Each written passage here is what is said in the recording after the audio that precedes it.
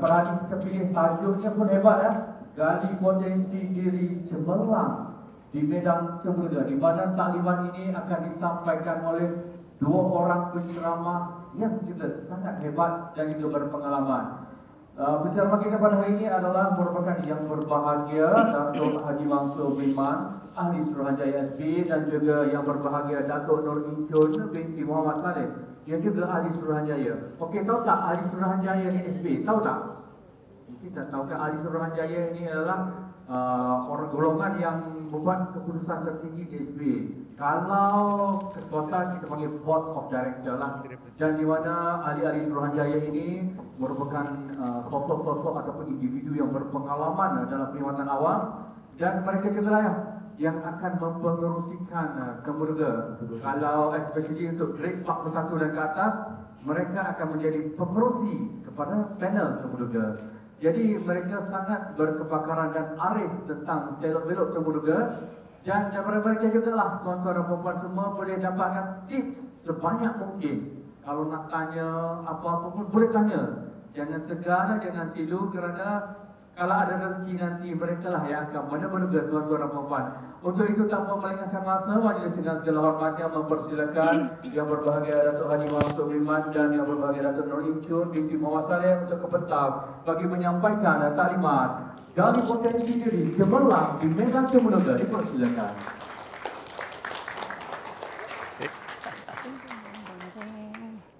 Oh, naik atas ya? Okey.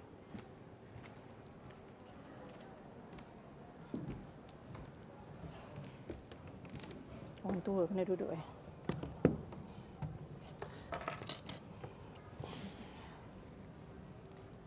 Okey, boleh kita mula. Assalamualaikum warahmatullahi wabarakatuh. Saya Nur Incun binti Muhammad Saleh. Bersama saya Datuk Mansur Man. Seperti yang telah dimaklumkan oleh pengacara majlis tadi, terima kasih. Sebelum kita mula, saya nak minta tuan-tuan dan puan-puan menyediakan soalan-soalan dari sekarang.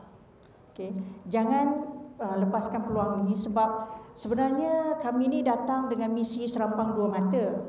Satu, nak bagi tips, nak berkongsi tips. Yang keduanya, kami nak dapatkan feedback daripada tuan-tuan dan puan-puan tentang sesi-sesi temuduga SPA ini untuk kita tambah baik di masa yang akan datang. So sebelum kita start, saya nak buat survey sikit. Boleh tak angkat tangan siapa dalam dewan ni yang pernah menghadiri temuduga? Tak kira lah dapat tak dapat. Angkat tangan. Pernah temuduga ya? Okey.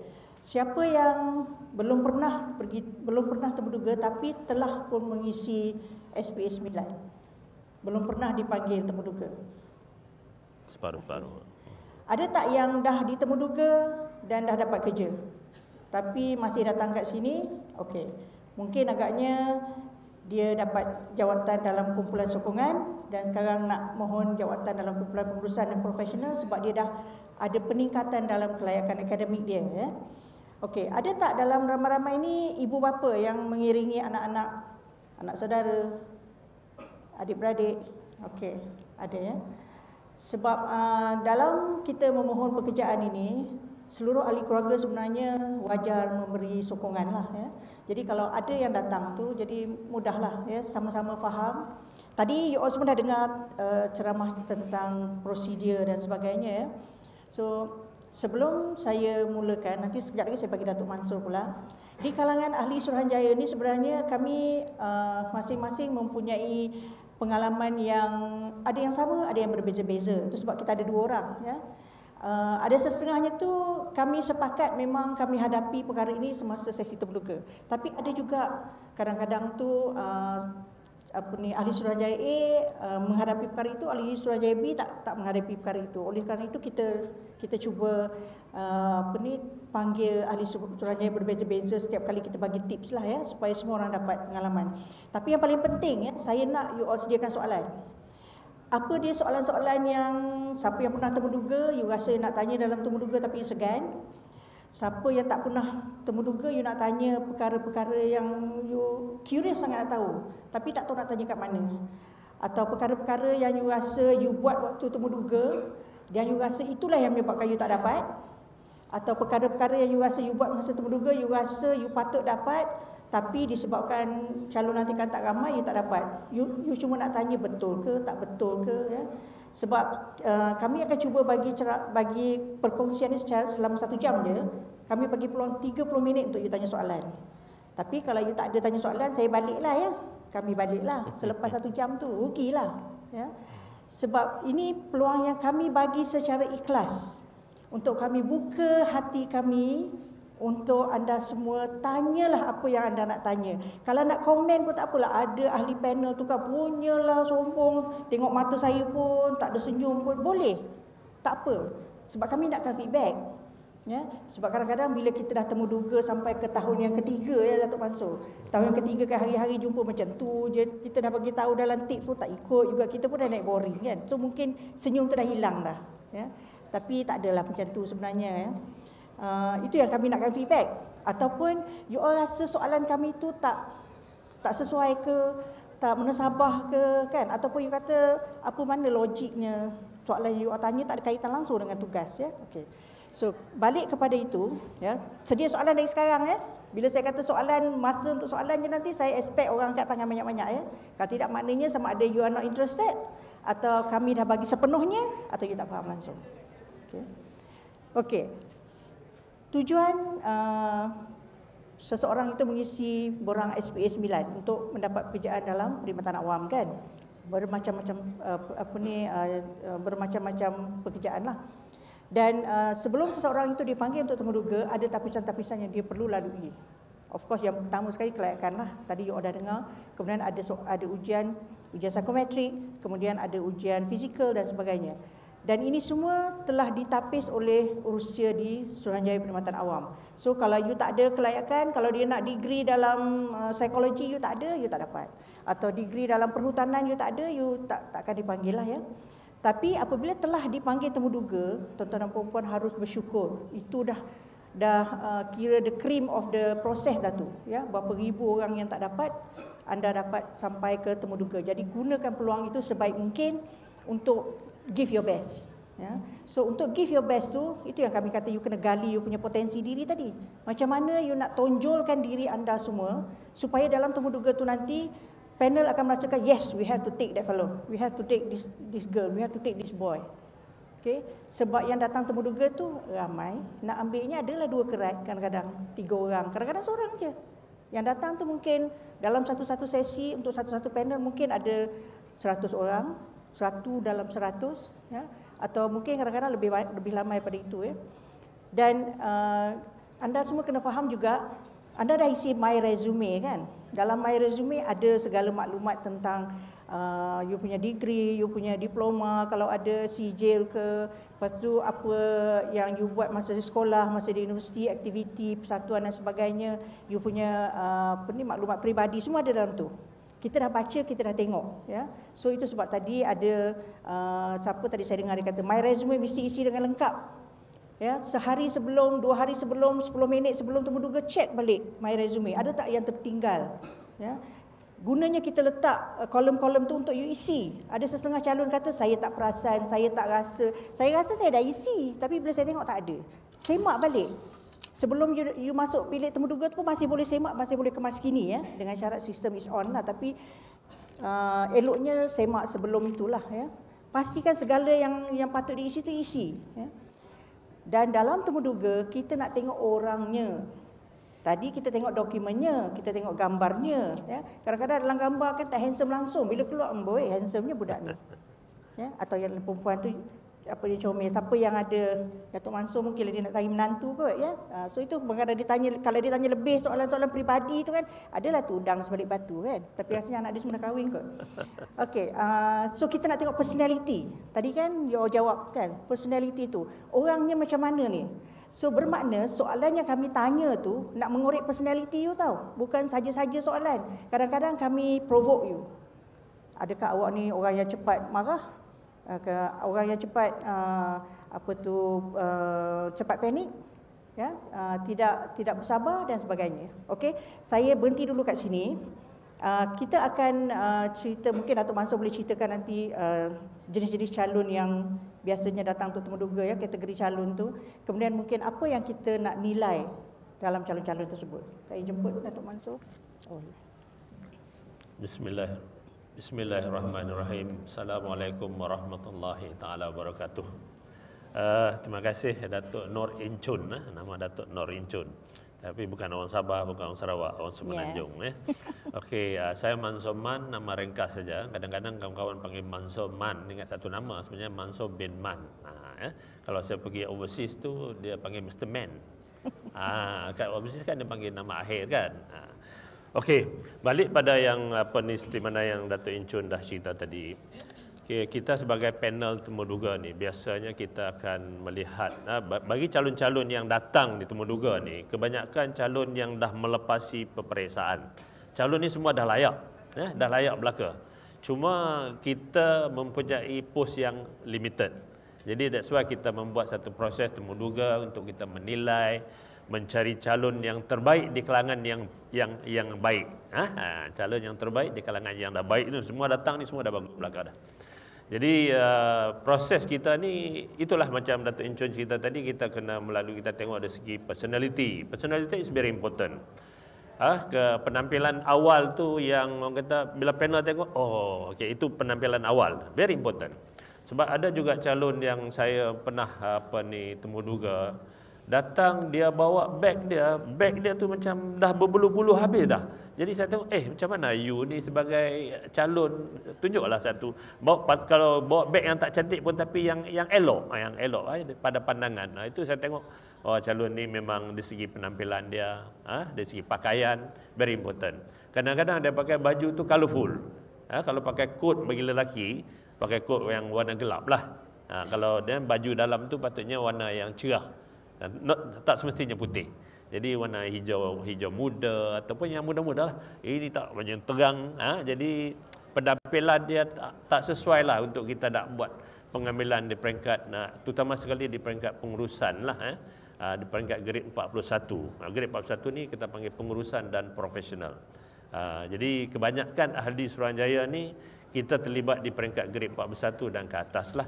Kadang-kadang kita buat di peringkat 29 sebab kita ahli tak ramai. Jadi yang lain, yang grade-grade yang di bawah 29 tu biasanya kita turunkan kuasa kepada agensi-agensi yang terlibat lah, bagi tujuan kita nak buat pengambilan ya. Okey, jadi itu yang penampilan awal lah. Jadi kadang-kadang kita nak tahu juga calon ni di segi soalan yang kita nak tanya ni, soalan-soalan umum tu very important juga. Macam general knowledge. General knowledge ni berkenaan dengan jawatan, selalunya panel akan fokus pada jawatan lah. Dia tak akan cerita lah benda-benda yang di luar daripada jawatan yang di pohon. Cuma general knowledge ni kadang-kadang kita tanya jugalah, nak tengok you ni sebagai rakyat di negeri yang berkenaan ke, dia rakyat Malaysia ke, keseluruhan tu. Jadi kena ada sedikit lah general knowledge. Contohnya lah saya kata, okey, calon daripada Pulau Pinang, saya nak tahu dia betul-betul ke orang Pulau Pinang. Saya tanya, Pulau Pinang ada berapa daerah? Jadi ada yang calon cakap 4, ada yang cakap 3, ada yang cakap 5. Yang betulnya 5. Ada 5 daerah. Contohnya di Perak ada berapa daerah? Jadi macam tu jugalah. Macam Negeri Sembilan ada berapa daerah? Oh, dia kata, Negeri Sembilan 9 daerah lah. Negeri 9, tapi tidak. Jadi kena cari dia bukan 9 daerah. Jadi ini antara yang perkara-perkara umum yang kita dulu masa kita belajar kat sekolah rendah pun kita dah tahu. Jadi knowledge sikit-sikit macam tu kita kenal ni. Dan yang keduanya knowledge berkenaan dengan jawatan yang kita pohon tu. Contohnya lah kita nak memohon pegawai fisioterapi di Kementerian Kesihatan. So jadi kita kena faham lah apa tu fisioterapi, kan? Jadi kita nak dapat, macam mana kita nak dapatkan pengetahuan berkenaan dengan maklumat ni, maklumat yang penting ni. Pertama, selalunya calon dia kata dia akan cari dalam laman web. Betul, okey, itu salah satu. Tapi yang paling baik kalau calon dapat bertanya dengan mereka yang dah bekerja di sana. Yang dah bekerja di sana ataupun apa-apa jawatan pun, tapi bagi orang yang dah ada pengalaman bekerja tu, kalau dia cerita dengan kita lebih faham. Dan kalau kita dah baca, kemudian kita tanya, itu yang lebih faham lah. Kalau kita macam kita belajar jugalah. Kalau kita pergi masuk je lecture, lepas tu pensyarah nak tanya soalan, kita pun tak tahu nak tanya sebab kita tak fikir, kita tak baca dulu. Kalau kita baca dulu, and then kita boleh bertanya. Jadi daripada situlah konsep dia macam tu lah. Konsep dia ringkas, maknanya kita kena tahu tentang knowledge berkenaan dengan jawatan yang kita pohon. Satu lagi, isu semasa berkenaan jawatan itu pun penting juga. Contohnya lah kita kata pegawai penguatkuasa di KPDN HCP, pegawai penguasa kan. Jadi apa isu semasa? Kan ada masalah berasnya, orang sorok-sorok barang minyak dan sebagainya. Jadi isu-isu pada ketika itu akan menjadi topik yang akan ditanya oleh panel. Itu yang biasanya lah yang kita nak dapatkan daripada calon-calon. Yang keempatnya dari segi kepimpinan. Apa yang maksud kepimpinan? Kepimpinan ni kalau kadang-kadang kita tengok, you masa belajar dulu saya tengok, okey CGPA ni first class, kita dapat 3.75 and above ni kan first class lah. Jadi bila dapat first class ni kita tengok apa penglibatan dia masa peringkat dia belajar. Ada orang yang belajar saja tapi dia tak terlibat dengan persatuan, dia tidak terlibat dengan aktiviti-aktiviti lain yang boleh memberi sumbangan dalam proses temuduga tu. Ini penting. Sebab apa? Kalau kita kata nak tengok ciri-ciri kepimpinan ni dekat mana? Apa jawatannya dia pernah pegang? Dia kata dia pernah jadi pengurus ini, dia pernah jadi presiden, dia pernah jadi setiausaha, dia pernah jadi bendahari. Daripada situ kita nampak dia punya bakat kepimpinan tu ada. Itu antara satu lagi perkara yang penting yang kita ambil kira. Not necessarily you kata you dapat 3.5 and above you antara calon yang terbaik, tidak ya. Maknanya kita kena ada elemen tu tadi. Elemen kepimpinan yang kita nak. Sebab kita di peringkat pengurusan dan profesional. Jadi bila pengurusan dan profesional ni, elemen-elemen ni kita ambil kira dalam proses kita temuduga. Okey. Yang kelima maknanya dari segi penampilan secara keseluruhan. Ini antara perkara-perkara yang penting yang kita perlu ada bila calon nak datang temuduga lah. Saya ada lagi banyak perkara-perkara lain yang akan dicerita nanti, dan jika ada soalan yang nak ditanya boleh juga tanya kepada kami lah. Contohnya dalam sektor kerajaan ni. Kalau kita faham ni, kita nak masuk, kadang-kadang calon tu daripada luar datang ni dengan saya sangat berminat untuk menyertai sektor kerajaan. Tapi bila saya tanya sektor kerajaan, kementerian kita ada berapa? Ni kita nak kerja ni di pelbagai kementerian ni kan. Kementerian ada berapa? Dia pun nak kira 1, 2, 3, tak boleh kira macam tu. Dia kena tahu dah jumlah kementerian yang ada, yang kita membentuk kerajaan sekarang ni berapa ada. Kita ada ni 3, kalau nak ikut je kita ada satu kerajaan persekutuan, dari segi yang kedua kerajaan negeri, yang ketiga kerajaan tempatan. Jadi ini antara level-level yang ada dalam sektor awam lah ya. Jadi ini antara knowledge ringkas yang perlu calon-calon ketahui lah ya. Dan satu lagi, kalau yang penting bila kita nak menyertai di sesuatu kementerian, contohnya katalah Kementerian Kesihatan. Jadi kita tengoklah di Kementerian Kesihatan tu apa bahagian-bahagian yang ada. Jadi bahagian-bahagian ni yang ada hubung kait dengan, jika kita berjaya kita ditugaskan kat situ, kita ada bahagian-bahagian yang kita akan berkhidmat. So 3 kementerian yang paling banyak sekali agensi di bawah dia: Kementerian Kesihatan, Kementerian Pelajaran, dan Kementerian Dalam Negeri. Jadi ini antara kementerian yang mempunyai banyak agensi di bawah dia. Okey, untuk taklimat selanjutnya saya serahkan pada Datuk Incun dulu. Ada perkara-perkara yang Datuk Incun ada knowledge more than me, jadi saya ada knowledge yang mungkin kita boleh share kemudian nanti. Okey, terima kasih. Okey, terima kasih Datuk Mansur. Tadi Datuk Mansur cakap pasal penampilan kan, pasal pengetahuan tentang perkara-perkara umum ya. Kenapa kita pentingkan perkara-perkara ini ya? Sebab kita nak pastikan sama ada calon yang datang ni dia serius atau tidak tentang sesi temuduga yang dia hadiri ni. Kalau dia serius, dia mesti buat persediaan kan. Mesti kalau sekurang-kurangnya dia tanya kalau ada mak dia, ayah dia, esok nak pakai baju apa, baju ni okey tak, beg ni okey tak ya? Kita bukan perlu baju tu mesti baru atau mesti mahal, tapi mesti kemas dan bersih. Kalau kita datang begitu, penampilan yang baik menunjukkan kita memandang serius perkara ini. Dan ini adalah satu personality yang kita cari dalam seorang yang kita nak jadikan atau kita nak lantik sebagai penjawat awam. Seorang yang serius, seorang yang fokus, seorang yang tahu menilai apa yang perlu, apa yang tak perlu, apa yang penting, apa yang tak penting. Okey, itu perkara pertama yang kita lihat bila you masuk, ya. Lepas tu seperti yang you all sedia maklumlah, calon-calon yang datang untuk temuduga ni dia ada dua kategori sebenarnya. Satu yang sedang berkhidmat, satu lagi yang baru fresh, sama ada yang tidak ada pekerjaan ataupun yang baru graduate, ya. Yang sedang berkhidmat ni pun ada dua jenis lah. Satu berkhidmat dengan kerajaan, satu lagi berkhidmat dengan swasta. Jadi macam mana panel menentukan yang mana satu nak pilih atau bagaimana nak pilih? Ada kota ke? Mesti ambil yang sedang berkhidmat ke? Yang baru tak boleh ke sebab dia tak ada pengalaman ke? Tak semestinya. Kita tidak ada kota macam tu. Semua orang boleh mendapat pertimbangan yang sama dengan syarat kita tengok prestasi you saja. Okay, saya ambil pegawai yang sedang berkhidmat dengan kerajaan lah, ya. Katalah dia ni seorang pegawai dalam grade kumpulan sokongan, ya, grade 19 ke, grade 29 ke, 32 ke, 36, tak kisahlah. Dalam apa sahaja jawatan, dan dia dalam tempoh dia berkhidmat tu dia ambil degree dan dia lulus, dapat degree. Bila dah dapat degree boleh memohon jawatan dalam kumpulan pengurusan tadi, pengurusan dan profesional, ya, grade 41 ke atas.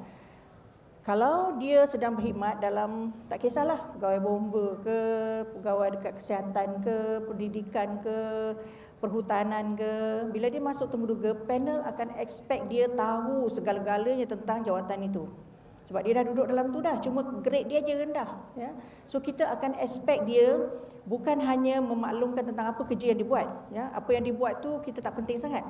Tapi sekarang ni dia dah ada, masa dia masuk kerja dulu mungkin dia SPM ke ataupun diploma, ya. So dia punya tahap pemikiran dia at that level. Bila dia dah masuk universiti, tahap pemikiran dia kita expect dah naik sikit. Ya, seseorang yang dah graduate kita expect dia ada keupayaan untuk berfikir secara analytical, secara visionary, ya. So analytical ni maknanya apa?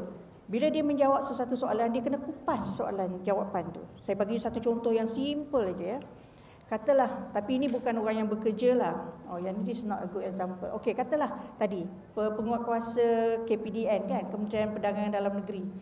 So kita tanyalah, okey, you dah kerja 15 tahun, apa you buat? Dia pun ceritalah, dia buat penguatkuasaan ni, dia ikut kumpulan buat penguatkuasaan dan sebagainya, bla bla bla, kan. So kita kata, so kenapa you nak jadi, kenapa you mohon jawatan ini, kan? So dia kena bagi kita sesuatu tentang apa yang berlaku dalam KPDN sekarang, ataupun apa yang berlaku di kalangan bahagian penguatkuasa sekarang. Apa yang dia rasa tak puas hati, apa yang dia rasa kita boleh tambah nilai, apa isu besar dalam penguatkuasaan KPDN sekarang yang masih tak boleh selesai-selesai. Saya ada idea. Semalam saya pergi Q Bistro, saya bincang dengan kawan-kawan saya, ada satu idea. So you kemukakanlah idea itu dalam temuduga, panel boleh dengar. There is no benda salah atau betul atau salah dalam idea. It is your idea. Okay, so itu akan menunjukkan yang anda adalah seorang yang sentiasa observant tentang tugas yang dibuat, sentiasa berusaha untuk mencari jalan untuk menambah nilai, untuk bertambah baik perkhidmatan, ya, dalam agensi anda. Jadi orang macam itulah kita nak. Berbanding dengan seorang yang dah kerja 20 tahun, dia datang temuduga, bila kita tanya, you ada tak apa-apa idea nak tambah baik you punya tugas? Tak tahulah, saya selalunya terima arahan je daripada bos saya. Jadi macam mana you nak jadi bos kalau you tak boleh nak tukar topi daripada orang menerima arahan kepada orang yang memberi arahan, ya? So dalam temuduga, kalau you tak tunjukkan keupayaan itu, dan kita tak ambil you lah. Okeylah, you stay lah dekat pengurusan kumpulan sokongan tu. Okey, itu orang-orang yang sedang berkhidmat. Kita punya expectation. Itu yang maksud saya tadi, you kena berfikir secara analytical. You analisa lah keadaan pekerjaan yang you ada sekarang. Apa masalahnya? Contohnya lah, kan, dekat pintu masuk, kalau you penguatkuasa ni, okey, orang yang menyeludup ataupun masih ada lagi, apa dia panggil dulu? Simpan sorok barang, kan, sorok minyak lah, sorok beras dan sebagainya, masih lagi berlaku dulu dan masih lagi berlaku sekarang. So tak ada cara nak atasi ni sepanjang you 20 tahun bekerja ni. You ada idea, You kata idea ni saya sebenarnya nak bagi tahu bos saya tapi saya takut sebab bos saya garang. Ataupun saya dah bagi tahu bos saya tapi bos saya tak terima cara ni. Ada you bentanglah. Kalau kita rasa cara tu ataupun idea you tu bagus, dan kita nampaklah yang you berfikirlah. That is what I meant by analytical thinking tu kan. Okey, bagi yang belum berkhidmat, kalau yang fresh, yang tak bekerja lagi ataupun dia baru graduate ke dan dia memohon ya, dia pun kena ada dia punya nilai-nilai analytical thinking tu juga ya. Contohnya lah saya tanya selama ni awak kerja apa? Awak graduate katalah last year, dah 6 bulan graduate. Okay? Selama 6 bulan ni apa awak buat? Tu mungkin calon tu kata, saya tolong mak saya jual goreng pisang kat tepi jalan. Okey, boleh cerita kat saya tak? Apa your observation tentang kerja menjual goreng pisang ni? Lepas tu kalau yang ini yang takkan dapat ya, jawapannya macam ni. Saya pagi-pagi saya akan tolong mak saya sediakan goreng pisang tu, angkat masuk dekat gerai, potong goreng pisang, goreng pisang, lepas tu jual. Dalam satu hari saya dapatlah RM300 daripada hasil jual goreng pisang saya tu. That's it. Itu jawapan SPM. Okay. Jawapan yang kita nak kalau dia memohon kerja jawatan yang ada degree ni, dia akan jawab macam ni. Lebih kurang lah ya. Saya pergi menjual pagi daripada pukul 7 pagi. Jadi saya perhatikan pelanggan yang datang membeli goreng pisang saya tu, ada orang Cina, ada orang India, ada orang Melayu. Lepas tu mereka ni datang dengan kereta BMW lah, Mercedes lah, Azia ada jugalah. So saya rasa kan di Malaysia ni kan semua golongan suka goreng pisang. Dan tak kira apa ni, orang miskin ke orang kaya ke pertengahan, dia B40 ke M40 ke T20 ke atau sekarang ada apa T15 ni. Okay, tak kisah. Itu observation dia.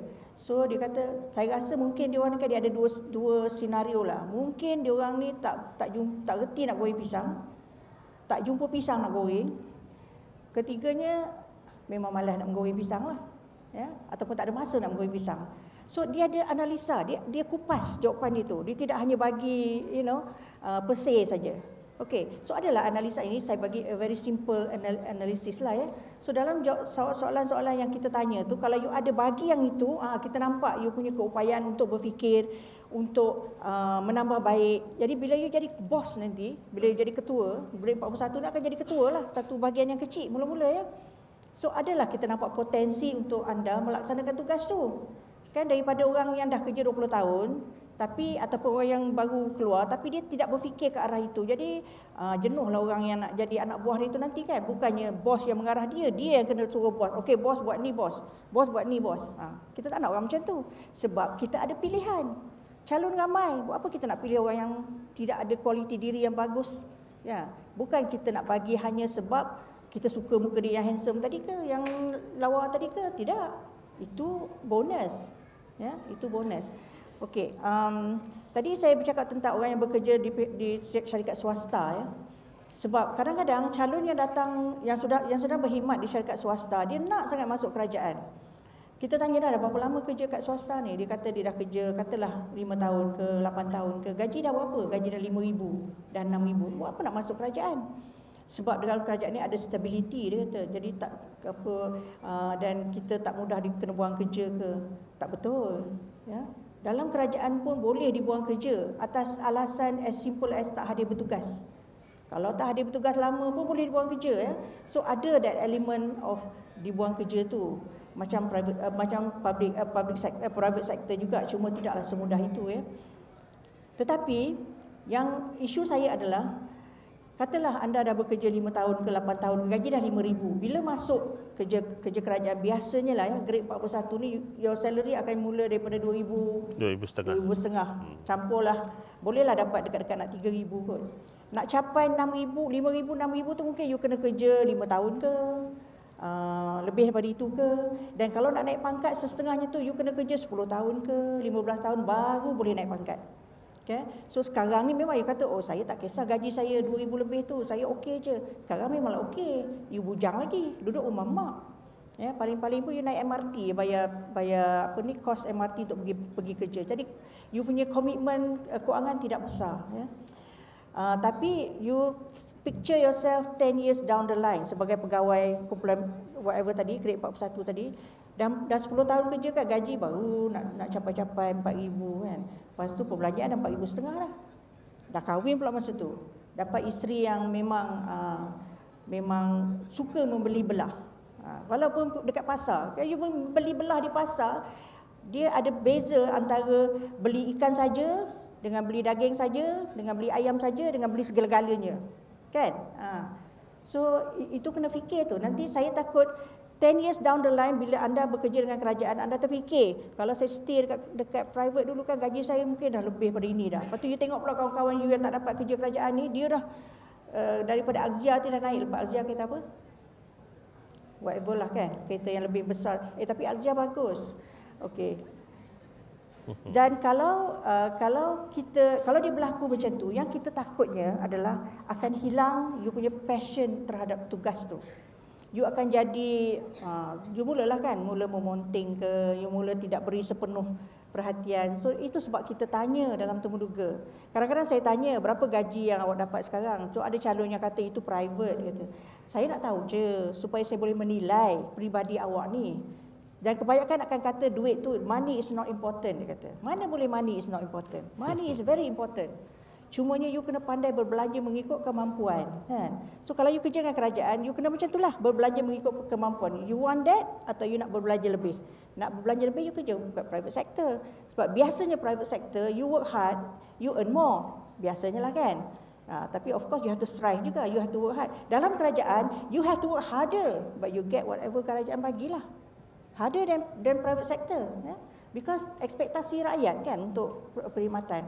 Okey, itu bagi apa yang kita expect ya daripada calon-calon yang bekerja, sedang bekerja dengan kerajaan swasta ataupun yang baru graduate. Okey, so I'm sure you ada soalan. So you have to ask me ya, sebab saya sebenarnya tak bagi tahu semua ni. Saya expect you tanya soalan, jadi saya boleh explain lagi. Kalau you tak tanya soalan, then saya anggap sama ada you are okay with apa yang kami cakap, ataupun you are not sure. Not sure tu kena tanya. Ataupun you memang tak setuju langsung. Pun saya nak tahu juga kat part mana tak setuju tu. Okey, Datuk Mansur. Okey, terima kasih Datuk Encun. Okey, sebelum kita buka soalan untuk ditanya kepada kami, kadang-kadang daripada soalan tu kita boleh elaborate more lah tentang apa benda isu yang dah ni. Sebenarnya banyak benda nak cerita, masa kita singkat.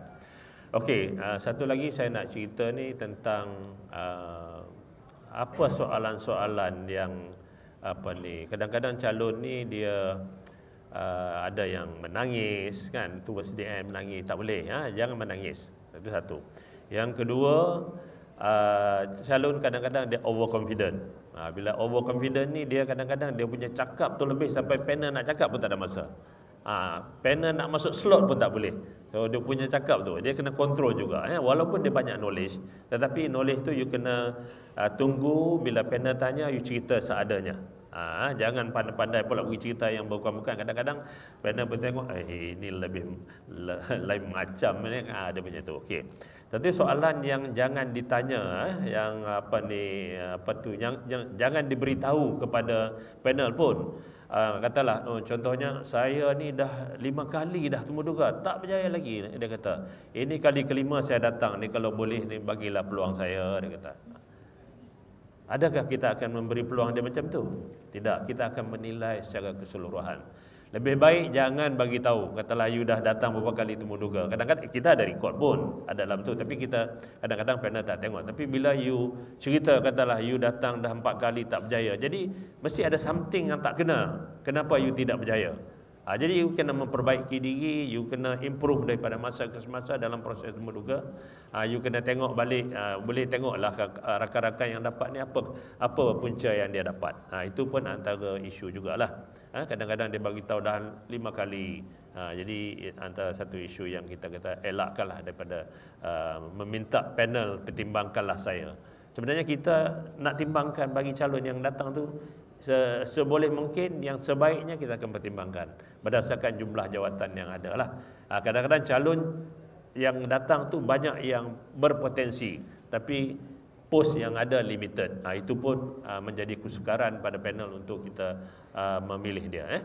Itu antara perkara-perkara yang kita kena kena jagalah. Saya ada satu calon lah, calon kita nak temuduga pegawai di JKR ni, Juruko, Juruko Bahan. Jadi saya temuduga ni di Melaka. Saya ada satu calon wanita ni memang berpotensi. Dia dah bekerja sebagai penolong Juruko di daerah Jasin. Kemudian saya tanya dia soalan last, saya tanya sebelum dia keluar lah. Calon ni saya nampak mula-mula tu memang antara calon yang ada dalam list saya untuk saya pilih lah. Tapi bila saya tanya dia, adakah awak boleh tak kalau kita nanti bila ditawarkan bekerja, biasanya jika akan tarik ke HQ, daripada HQ nanti dia akan hantar ke tempat lain. Oh, apa ni encik, dia kata saya ni kalau boleh saya tak kat Melaka je, negeri lain saya tak nak. Jadi habislah, potong habis. Dia punya chances nak dapat tu tak ada dah. Sebab takkan kita nak hantar kat Melaka, sebab kita Federal Post. Federal Post ni satu Malaysia, Sabah Sarawak termasuk jugalah kan. Jadi dia kata dia nak Melaka saja. Dia kata sebab Melaka ni kecil, walaupun terkeluar daripada Jasin, saya bolehlah nak travel. Jadi bila kita kata bila dia jawab macam tu, calon ni memang tak layaklah kita nak perakukan. Jadi itu antara perkara-perkara yang kita nak juga. Calon yang datang ni dia kena bersedia untuk dihantar ke mana pun. Sama ada di Sabah dan Sarawak ke. Contohnya macam baru ni kita banyak post di Sabah dan di Sarawak. Jadi kita ada tanya calon, saya ada satu calon di Ipoh untuk cara kerja di Kementerian Kesihatan. Jadi saya tengok dia bagus, calon lelaki ni sangat bagus dah. Macam saya kata tadilah, antara calon yang saya akan pertimbangkan. Tapi towards the end saya tanya dia, adakah dia bersedia keluar daripada negeri Perak? Oh, dia kata saya tak bersedia lah, kalau boleh saya nak Perak juga. Sebab dia kata dulu masa PKP isteri saya dentist, isteri saya duduk jauh. Dan sekarang bila dia dah resign from government, dia buka klinik, dia duduk di Ipoh. Jadi saya tak nak keluar daripada Perak. Habislah, tak adalah. Jadi antara jawapan-jawapan yang calon-calon kena fikirkan, kena ni jangan bagi jawapan macam tu lah. Tapi kalau itu dia sincere bagi tahu dan dia tak nak kalau keluar, bagus jugalah bagi tahu untuk panel. Sekurang-kurangnya kita dapat memilih calon-calon lain yang bersedia untuk ditempatkan di mana-mana. Ini antara perkara-perkara yang kita temui lah di dalam proses temuduga, dalam proses pemilihan calon, ya. Okey. Yang berikutnya, kadang-kadang calon ni dia nak tunjuk sangat, kata dia punya tu kehebatan dia pada panel. Kadang-kadang panel pun tak berkenan juga kalau you terlalu over. Jangan terlalu over. Contohnya dia masuk-masuk tu, bila kita tanya soalan kita dalam bahasa Malaysia, dia nak explain in English. Saya kata tak apa, you can answer in English later bila kita ask question in English. Tapi you jawab dulu, sebab kita nak tengok juga penguasaan bahasa Malaysia. Kita tidak mahu sebagai calon yang bekerja di jabatan kerajaan ni, di segi penguasaan bahasa Malaysia dia tidak bagus. Jadi kita kena uji macam tu dululah. Lepas tu kalau kita nak test dia punya English level, barulah kita test. Dia macam tu. Jangan pandai-pandai, dia terus cakap English, tak mau cakap Melayu. Itu pun tak boleh gak. Kadang-kadang kita tengok calon yang saya jumpa calon di Perak. Ada 2 calon India. Tapi saya sangat surprise, dia punya bahasa Malaysia memang cantik. Saya lebih baik daripada calon-calon lain yang saya jumpa ni. Saya tanya dia macam mana penguasaan bahasa Malaysia dia. So dia pun ceritalah, penguasaan bahasa Malaysia ni dia memang, walaupun dia sekolah Tamil, tapi lepas tu dia masuk sekolah menengah tu, sekolah menengah yang dia kata majoriti adalah orang Melayu. Di situlah dia banyak menguasai bahasa Melayu, dan bahasa Melayu dia memang perfect. Dan ini antara calon-calon yang kita kata okey lah, yang kita boleh consider untuk pertimbangan lah. Okey, sebelum kita buka pada soalan ni, saya juga nak cerita secara ringkas lah ya. Dalam perkhidmatan awam ni, ini untuk kita jugalah, untuk macam tuan-tuan ni, ibaratkan anak-anak saya yang ibu bapa yang datang ni lebih muda daripada saya. Sebab anak saya ni sebelum saya pencen semua dah kerja. Jadi saya pencen, dah anak semua dah bekerja dalam bidang masing-masing lah. Tapi tak ada seorang pun masuk dalam sektor government. Jadi mereka dah kerja sendirilah. Okey, dalam sektor awam ni, untuk pengetahuan umum, keseluruhan kita ada 1.6 juta ya, yang saya sebutkan tadi ya, federal government, state government, local government, apa semua tu, plus lah dengan badan-badan berkanun di universiti ya, termasuk polis, tentera, kita kira sekali jumlah dia 1.6 juta. Jadi jika tuan-tuan ni antara yang masuk nanti dalam sektor awam ni, dia akan jadi jumlah itulah. Jumlah 1.6 juta itu dikawal oleh kerajaan sejak tahun 2016. Sejak tahun 2016, sebab kita tidak berkembang lagi dah, sebab kita dah mencukupi dari segi jumlah di sektor pegawai di sektor awam. So satu lagi maklumat yang ada yang boleh saya share juga, dulu kita ada 2016 ni kita ada lebih kurang 252 jenis skim perkhidmatan. Jadi bila tuan-tuan memohon jawatan tu ada skim kan, ada skim N, ada skim M, ada U, ada J, ada macam-macam. Jadi ini skim dia. Jadi sekarang ni yang latest tinggal 229. 229 ni pun dipahamkan ada lebih kurang 20 lebih lagi mungkin akan dijumutkan. Jadi kita akan jumlah tu akan dirangkumkan, dia punya skim-skim tu dalam satu skim mungkin akan jadi dirangkumkan daripada 3-4 tadi ni, dikombainkan. Jadi jumlah skim kita tu makin berkurang, dan 3 kementerian yang banyak kerajaan bagi perhatian pada ketika ini ada 3 lah. Satu Kementerian Kesihatan, iaitu yang pertama, yang kedua Kementerian Pendidikan, yang ketiga keselamatan lah. Keselamatan ni biasanya di bawah KDN lah ya. Jadi ini antara 3. Yang lain tu dia maintain lah. Dia maintain dari segi jumlah pejawatan dia. Dan pengisian dia pun bergantung kepada agensi. Jadi kita bergantung pada agensi yang memohon kepada SPA berapa yang akan diisi. Jadi berdasarkan itu yang kita buat proses temuduga untuk pengambilan. Okey. Jadi ada soalan, boleh siapa nak mula dulu? Sebelum kita soalan Rusia, kami ada sampai 12.30 ke pukul 1? 12.30. Okey. Sebelum kita buka untuk soalan, satu je tadi dalam Kahoot tadi ada soalan tentang sama ada calon boleh, kalau calon tak faham soalan panel kan, kalau dia boleh tanya ke apa ke. Sebenarnya dalam temuduga ni adalah baik anda bersifat terus terang, honest. Be honest. Kalau you tak faham soalan, you tanya. Ya, tanya je. Boleh tak saya nak tanya saya tak faham ataupun tak jelas kan. So panel boleh jelaskan semula. Ataupun kalau katalah anda nak cuba juga menjawab soalan tu, anda boleh beralas. Orang tutur kata jawab dengan beralas kan. Saya tak tahu sepenuhnya tentang perkara ini, tetapi berdasarkan pengalaman yang saya ada, ini yang saya boleh jawab. Boleh jugalah. Tapi kalau you are not confident, tak tahu langsung, boleh tak saya dapat soalan yang lain? Saya memang tak tahu tentang soalan ini. Ya? Sebab kadang-kadang dia tak semestinya soalan itu mesti dijawab. Kita tanya berdasarkan kadang-kadang flow of you punya pembentangan sesi temuduga tu ya. Dan tadi Datuk Mansur cakap tadi tentang don't overdo it kan. Jangan menjawab melebihi apa yang disoal. Takut nanti kita akan soal apa yang you jawab. Contohnya lah, apa hobi you? Hobi saya membaca, saya suka sangat membaca. Apa nama buku yang terakhir baca? Dah tak ingat dah. Kan? Yang you ingatnya buku yang you belajar you baca darjah 6 dulu ke SPM. Kan you memerangkap diri ya. So jangan bercerita lebih daripada apa yang you tahu, ataupun you tak perlulah nak jual diri lebih-lebih sangat, tapi you have to jual diri lah. Ada cara lah nak jual diri tu. Kita nak tengok kualiti diri melalui penjualan tu, ya. Nak tengok you ni orang, itu yang saya kata tadi, kita kadang-kadang kita provoke kan.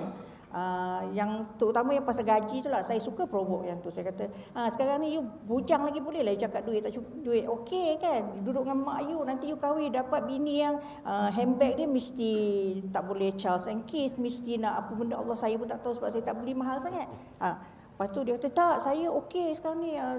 So saya tanya lagi berkali-kali, saya tengok muka calon tu pun dah naik ketat dah kan. Saya nak tengok sampai mana dia akan break. Ada setengah orang You tanyalah soalan apa pun, dia akan jawab dengan calmly. Kan? You tahu ini adalah sesi temuduga. Ya, I've got nothing personal against you. Saya cuma nak menilai orang ni macam mana. Dalam kerja kadang-kadang, kita memang akan menerima pressure, tekanan daripada bos, daripada anak buah, daripada masyarakat kan. So you adakah seorang yang kuat melenting ke? Ataupun you bagilah pressure macam mana, saya boleh kawal, saya punya kontrol, saya punya kemarahan. Ya, itu kualiti yang kita tengok. Itu sebab saya kata tadi soalan-soalan tu bila anda dapat soalan tu anda fikir dia ni nak nilai apa ni. Ya. Okey, ada dah soalan yang tersedia? Okey, boleh start menanya. Okey, guna mic.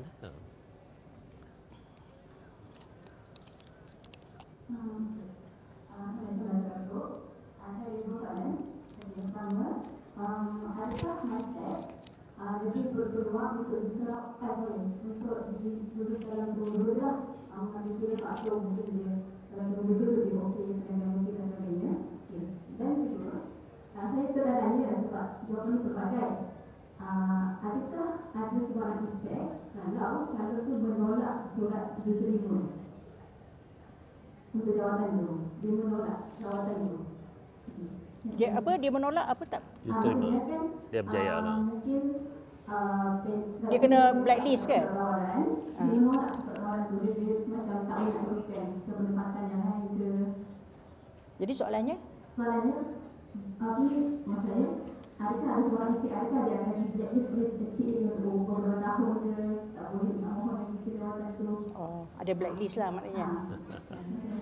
Okey, Datuk Mansur nak jawab. Okey, ada dua soalan tadi ya. Ada calon yang pergi My Step kan, maknanya calon yang pergi My Step. Sebenarnya kita kalau you pergi My Step ke you attest dekat mana-mana, itu adalah satu advantage. Advantage. Contohnya kalau kita kata kita lepas grad, kita tak pergi, kita tak ada pengalaman apa-apa, duduk kat rumah, tiba-tiba kita nak minta je jawatan. Bagusnya jangan kita kata buang masa dengan menunggu saja. So kita akan minta lah. Sekarang ni dalam kerajaan banyak, you kena My Step boleh attach di mana-mana kan. Jadi bila kita dah duduk dekat sesuatu pos yang telah pun diamanahkan untuk kita menjalankan tugas, daripada situlah kita dapat advantage tentang jawatan. Kalau lah you ditempatkan di tempat itu, kebetulan jawatan itu you mohon. Jadi jawatan yang ada di situ, sekurang-kurangnya kita dah ada pengalaman bertugas di sana, ada advantage berbanding dengan orang yang tak bekerja di situ, yang tak duduk sebagai My Step. Itu dia lah. Jadi itu bagi saya, bagi mereka yang duduk kat My Step ni ada satu advantage ya. Itu satu advantage dalam proses temuduga kita. Jadi calon yang telah ditemuduga yang dah berjaya ditawarkan kemudian dia menolak. Jadi saya tak pastilah sama ada ini kena tanya balik urus dia lah, sama ada dia ada blacklist ke tapi biasanya nanti panel yang menemuduga tu dia akan bertanya kenapa you tak pergi. Tapi biasa bila kita tanya dulu, dia kata saya tak ada masalah, saya boleh pergi Sabah dan Sarawak. Bila tawar yang Sabah dan Sarawak dia tak pergi. Tapi pada masa kita temuduga tu, bukan main lagi dia cakap, saya tidak ada masalah, saya boleh pergi ke Sabah, ke Sarawak, even though di kawasan-kawasan yang lebih jauh macam Kapit ke Lahad Datu ke, sanggup saya pergi. Tapi bila dapat tawaran memang dihantarkan ke sana, dia tak pergi. Sebab dia kata dia cuma dengan panel tu dia cuba acah panel saja. Jadi rupa-rupanya dapat pula ke tempat situ. Jadi saya tak pasti sama ada di bawah urus dia secara keseluruhan tu ada tak dalam dia punya blacklist. Tapi bagi panel yang temuduga, satu disadvantage kepada calon tersebut lah. Satu disadvantage pada calon tersebut. Itu soalan yang boleh saya jawab lah. Mungkin okay, yang personal My Step tadi, kalau you dah dilantik sebagai personal My Step, you dianggap sebagai orang yang sedang berkhidmat lah. So ekspektasi kita, you should know more lah. So kalau you dah bekerja, walaupun hanya personal My Step, tapi you tak boleh nak jawab sebaik katalah budak yang baru graduate, then kita mungkin tidak pilih you lah. So dia tidak bermakna you dah bekerja sebagai personal My Step, kita akan ambil you. But of course kita ada a soft spot for orang macam ni lah. Sebab kita faham bahawa anda belum dapat kerja yang tetap dan dah terpilih untuk MyStep tu memang dah satu kelayakan yang bagus jugalah dah ya. Dan kalau saya rasa SPA tak ada blacklist, ada Rusia tak? Okey, untuk kenalan, untuk sekiranya tolak tawaran, maksudnya tolak tawaran ke tak datang PSE ke tak datang ke takkan kita ada value. So, kalau perlu ingat lagi, boleh mohon balik itu. Cuma dalam my resume tu kita akan tahu sama ada ini adalah temuduga pertama, kedua, ketiga atau keempat. So kita akan tanya, agak-agaknya kenapa you tak dapat yang dulu tu? Nanti you ada calon yang kata saya pun tak tahu. You tak tanya ke at the end of your second temuduga contohnya, apa kelemahan? Tak tanya dia kata. Dan itu apa penilaian you orang yang macam mana tu? Dia tak kisah kan? Takkan kita nak ambil orang tak kisah. Tapi kalau dia kata saya dah tanya, cumanya saya tengok penemuduga, sesi temuduga yang pertama dan kedua tu soalan dia berbeza sangat. Jadi saya rasa prestasi saya bagus dah. Mungkin soalan dia saya tak pandai jawab ke apa. Saya dah tanya, adalah maknanya dia ambil serius tentang kenapa prestasi dia sehingga dia tak dapat tu. Kadang-kadang tak dapat calon simpanan pun, ya. Kalau dapat calon simpanan at least kita fahamlah. Mungkin sebab kekosongan tak ada Okey, ada soalan lagi? Ya. Ya, silakan. Pergi kat mikrofon supaya semua orang boleh dengar.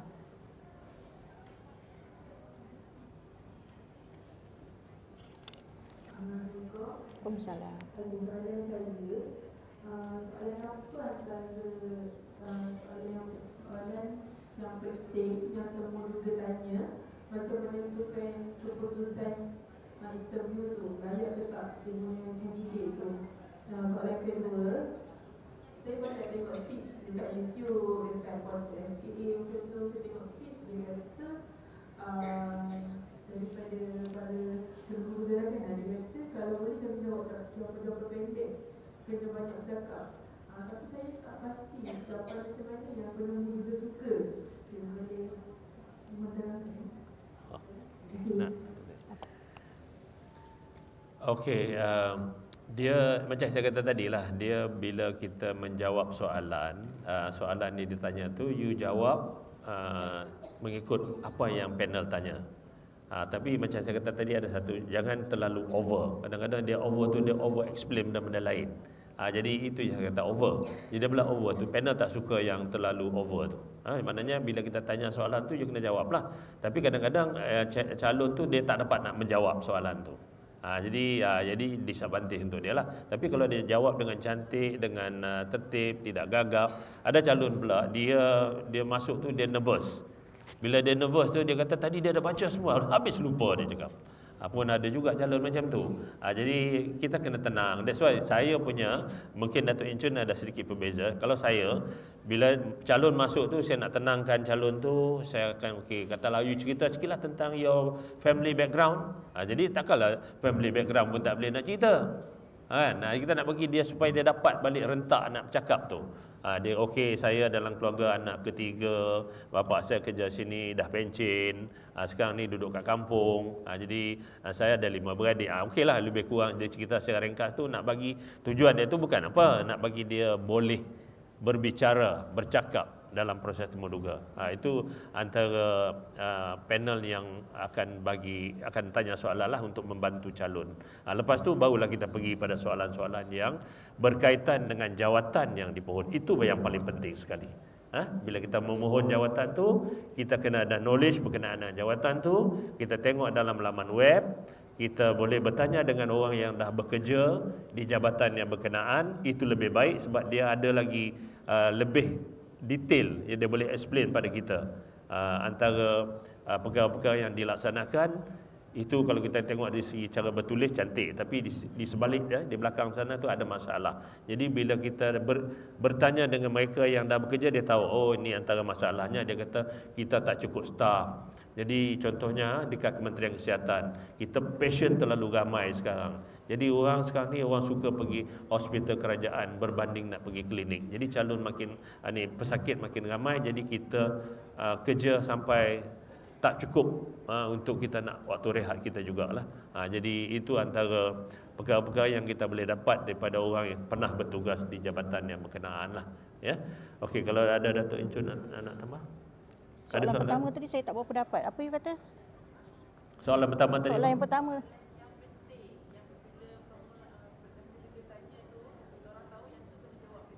Oh. Okey. Ya. Biasa memang kita akan bertanya soalan tu berdasarkan jawatan yang di pohon. Itu antara yang soalan-soalan penting lah yang kita tanya berkenaan dengan jabatan berkenaan. Contohnya kalau kita tadi berkenaan dengan custom. So kita akan tanyalah berkenaan dengan isu-isu custom, apa yang you faham, yang latest ni apa yang government announce tentang jabatan custom. Jadi itu basically yang kita nak calon tahu benda-benda ringkas. Soalan yang kita tanya bagi calon yang dalam perkhidmatan dengan calon yang fresh berbeza, tak sama. Sebab kita tahu kalau kita tanya detail bagi calon yang fresh adalah tidak adil bagi calon tersebut. Tapi kalau calon dia ada dalam sistem daripada grade 29 nak pergi grade 41, dia dah menjalani tugas-tugas tu, dia dah tahu. Kita akan go detail lagi dengan dia, pendapat dia tentang jabatan berkenaan. Kita boleh tanya lebih detail lah. Tapi bagi calon-calon yang baru, kita akan tanya secara asas. Tapi dia kena tahulah, maknanya dia kena baca dalam maklumat-maklumat yang ada yang kita boleh dapat daripada laman web jabatan, daripada rakan-rakan yang pernah bertugas, daripada kalau dapat jumpa siapa-siapa yang pernah jadi panel temuduga tu lagi baiklah ya.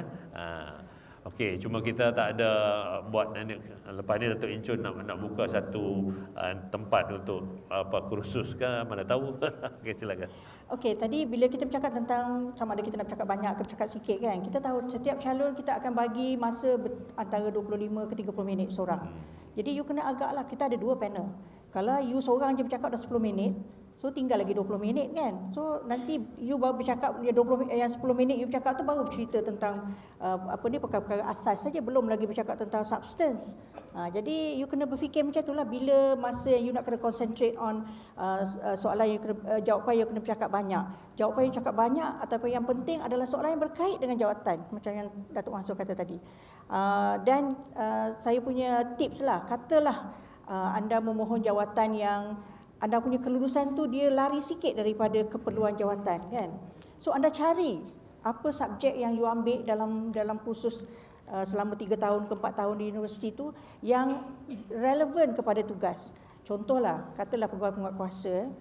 Dalam you punya bila saya tengok transkrip you tu kadang-kadang saya nampak. Bila saya tanya you tak boleh nak bagi ya. Saya kata contohlah you belajar human behavior lah contohnya.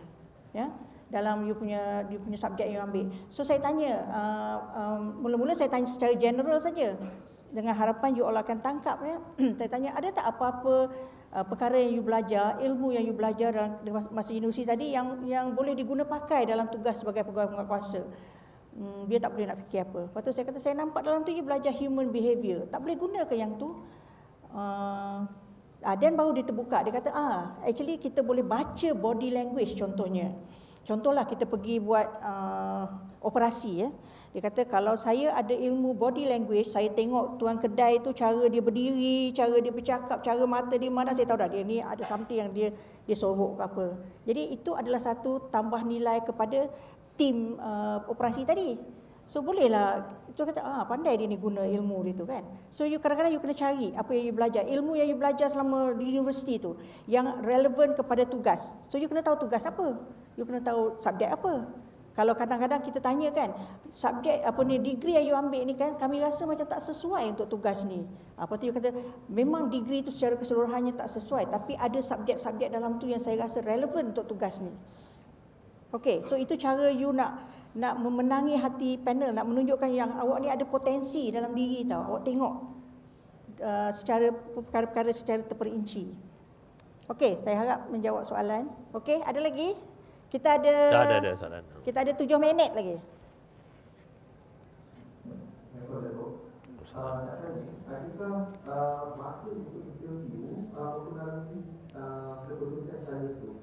Sebab based on operation sama dengan rakan-rakan peraturan yang lain, bila kita pergi waktu pagi, dia punya energi penuh juga tu dia lain sikit compare to nak tengah hari petang macam tu. Adakah macam mana cara betul mempengaruhi macam mana kita nak handle that situation? Mempengaruhi macam mana? You mean panel dah nampak penat dah?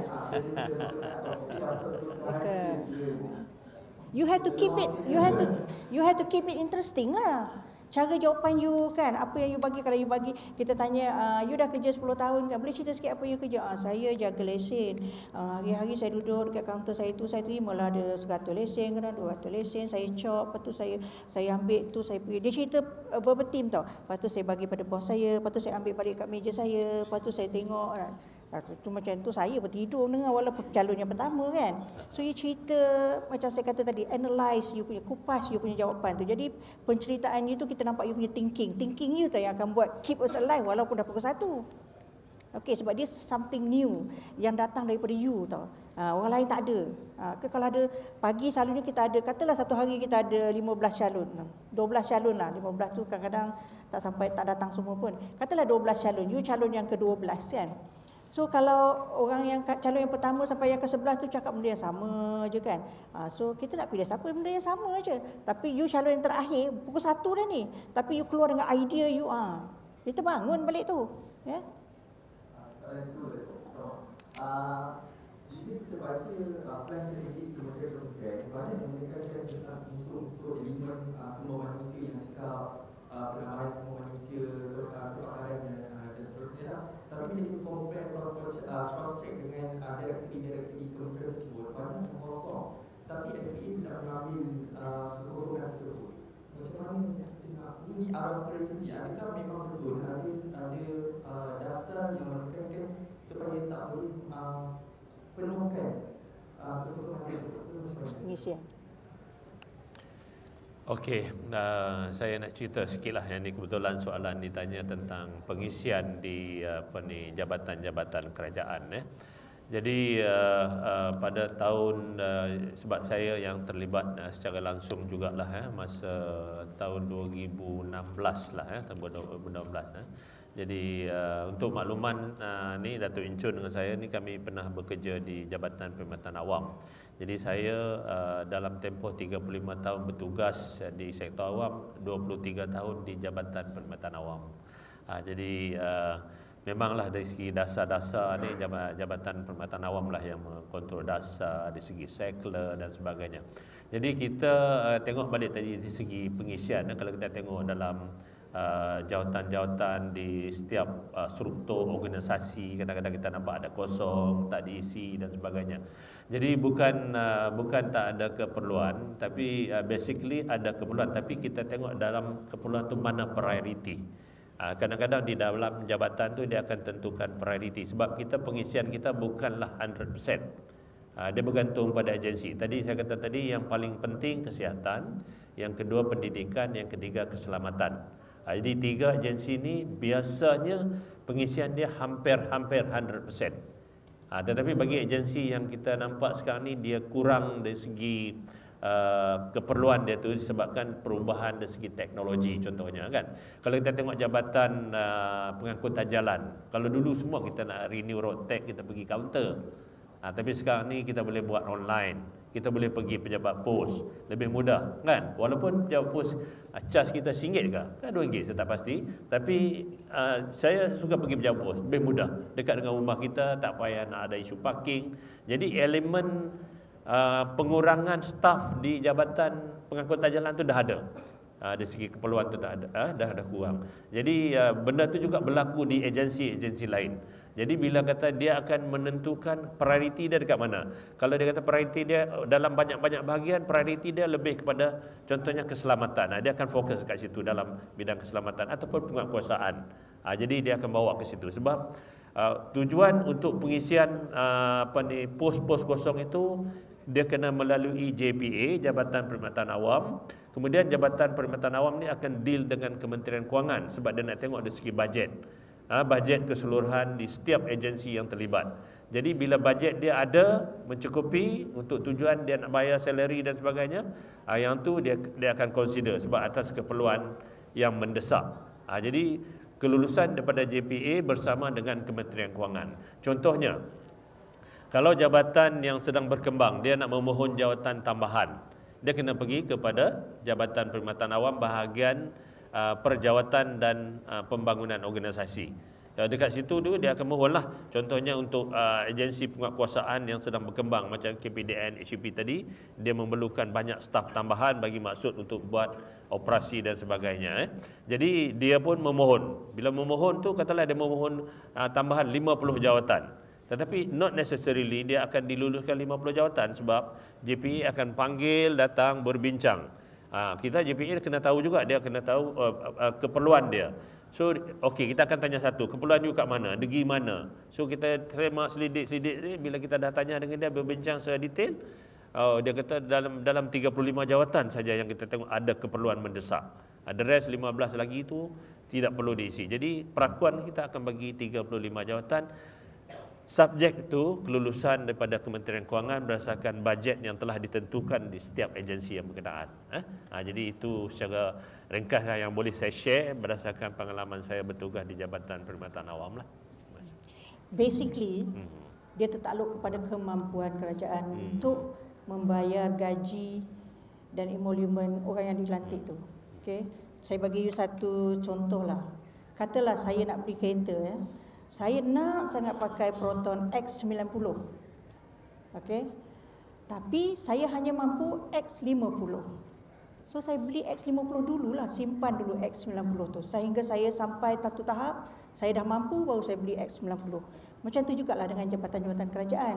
Dia memang mohon sepenuhnya seperti perfectly apa yang diperlukan untuk melaksanakan tugas atau dalam agensi dia.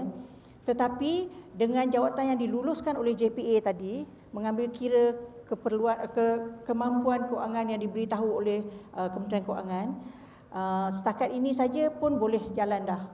Cumanya mungkin anggota Perkhidmatan Awam tu kena kerja lebih sikit ataupun adalah sesuatu modifikasi dibuat kepada cara membuat kerja supaya boleh menampung jawatan yang tidak diisi tu. Ya, walau bagaimanapun pengisian ini mengambil kira kita tidak menjejaskan perkhidmatan kepada rakyat. Okey, itu sebabnya macam Datuk Mansur kata tadi, ada setengah jawatan kerajaan tidak boleh kompromi. Macam Kementerian Pendidikan, kita tak boleh kurangkan cikgu, nanti siapa nak mengajar anak murid ya, sebab kita bina sekolah baru. Kita tak boleh kurangkan doktor, jururawat contohnya, sebab kita bina hospital yang baru ya. Itu pun kadang-kadang kita kena tengok juga pengeluaran. Katalah kita nak ambil jururawat 1,000 orang, tapi pengeluaran dari universiti ke daripada college ke ada 800 orang aja.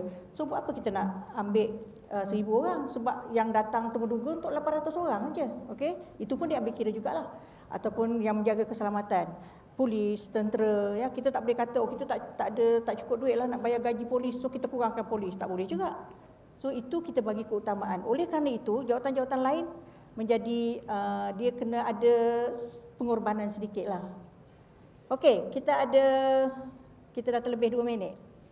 Kalau ada satu lagi soalan, saya minta urus sebenarkan. Okey.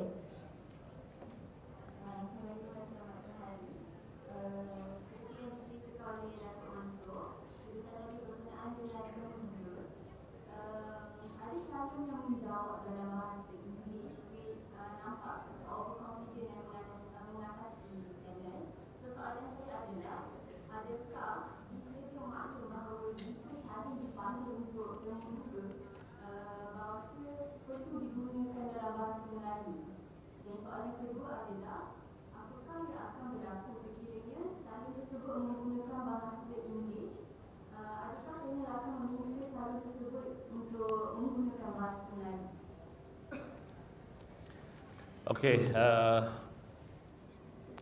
bagi calon yang datang temuduga ni sebenarnya dia memanglah pertamanya kita soalan kita tu dalam bahasa Malaysia. Tapi bila kita nak menguji kemampuan bahasa Inggeris dia, kita akan tanya sesi kemudian lah. Jadi bila kita tanya yang bahasa Malaysia, dia jawab bahasa Inggeris. Sebab kita nak tengok juga penguasaan bahasa Malaysia dia.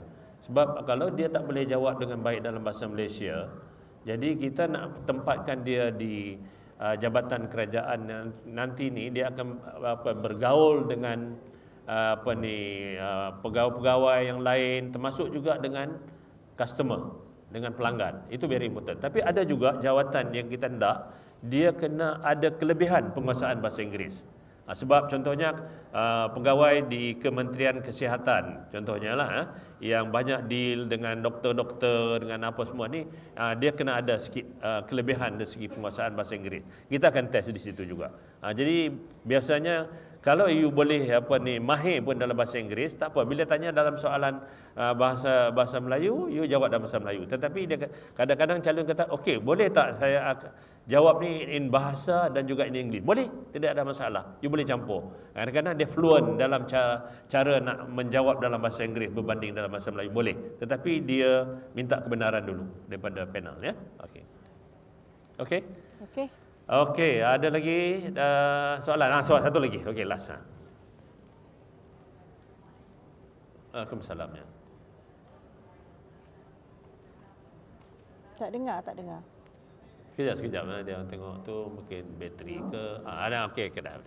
Waalaikumsalam, ya. Saya nak tetap saya yang Datuk terangkan tadi berkenaan dengan cara diukur bahan tadi. Di mana dia adalah seorang potensi, tapi di akhir memuka satu soalan tersebut menjadikan dia seorang cara yang tidak layak. Jadi soalan saya, jika pada permulaan panel dah berkenan dengan diri kita, tapi di akhir sesi memuka panel akan bertanya soalan seperti adakah anda mempunyai soalan untuk ditanya? Adakah soalan ini juga penentu bagi kita?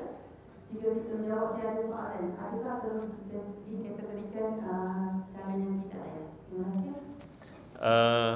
Calon tu kadang-kadang kita kalau kita ada masa tu kadang-kadang panel tanya juga, ada soalan you nak tanya?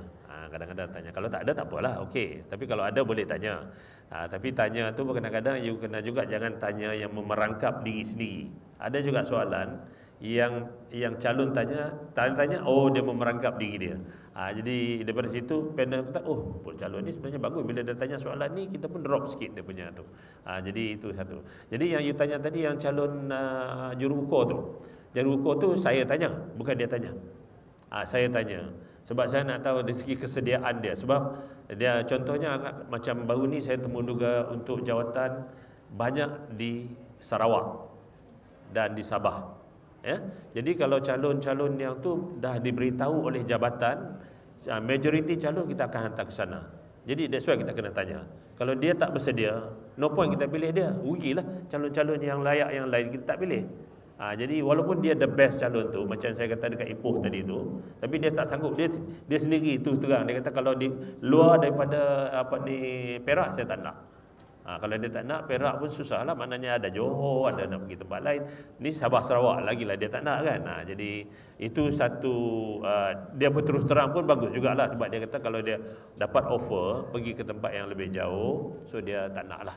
Jadi dia, sebab dia kata dia dengan family, masa PKP itu dah berpisah dengan isteri, kemudian nak pergi jauh lagi kena berpisah lagi, dia tak bersedia ke arah tu lah. Okey, satu lagi saya nak cerita juga.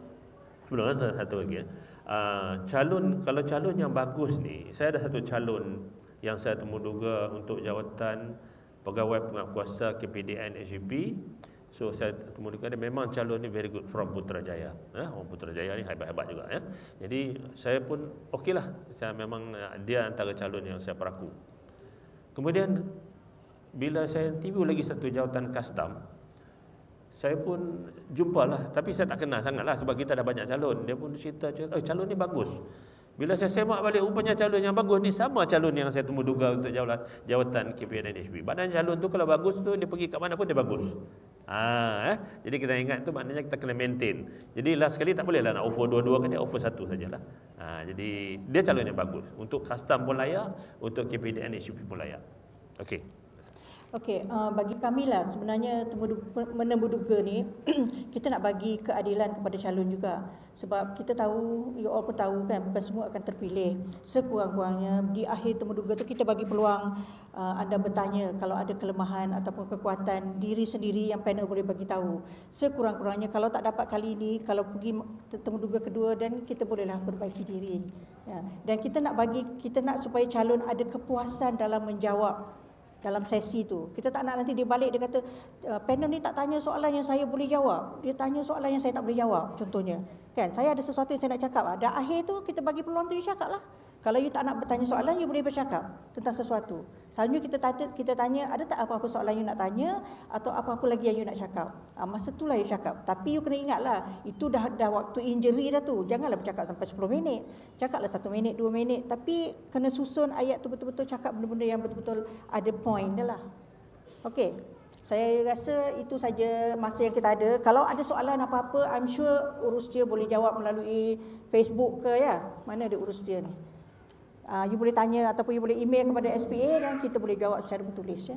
Okey, di akhir sebelum kita mengakhiri sesi ini, saya bagi pihak diri saya sendiri mengucapkan terima kasih kepada yang mendengar. Semoga apa yang kita kongsi ini boleh dimanfaatkan dalam kehidupan ataupun dalam sesi temu duga anda semualah.